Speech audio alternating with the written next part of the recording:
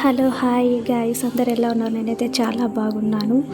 ఈరోజు వీడియో ఏంటిదంటే బాలింతలకు ఈ ఆకులతో కానీ స్నానం చేపిస్తే చాలా మంచిదండి. ఈ ఆకులు కానీ నీళ్ళలో వేసి బాలింతలకు స్నానం చేపిస్తే వాళ్ళ బాడీ మొత్తం ఫ్రీ అనేది అయిపోతుంది. ఐలాకు అంటే మీ అందరికీ తెలిసే ఉంటుంది.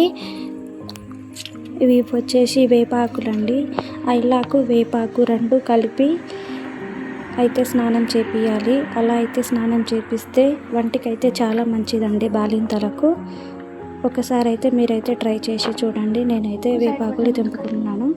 ఈ వేపాకు ఐలాకులండి. ఇవి రెండు కలిపి కానీ నీళ్ళలో వేసి బాలింతలకు స్నానం చేపిస్తే అయితే చాలా మంచిది. ఒకసారి అయితే మీరు ట్రై చేసి అయితే చూడండి.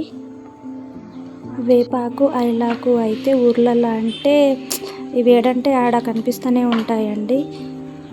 చూడండి, నేనైతే ఇప్పుడు తెంపి ఐలాకునైతే బకెట్లో అయితే వేసుకుంటున్నాను. ఇలా ఒక్కొక్క ఆకు అయితే తెంపి బకెట్లో అయితే వేసుకోవాలండి.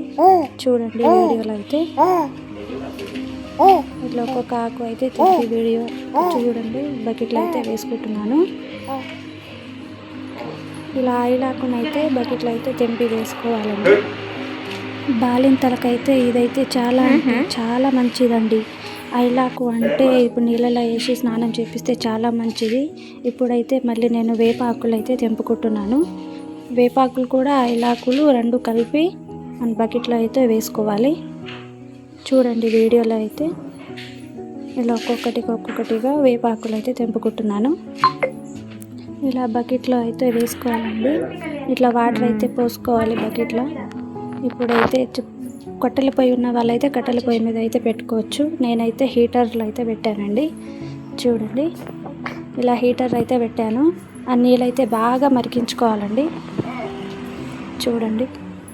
నా వీడియో మీకు నచ్చితే లైక్ చేయండి, షేర్ చేయండి, సబ్స్క్రైబ్ చేయడం మాత్రం మర్చిపోదు. Thank you for watching.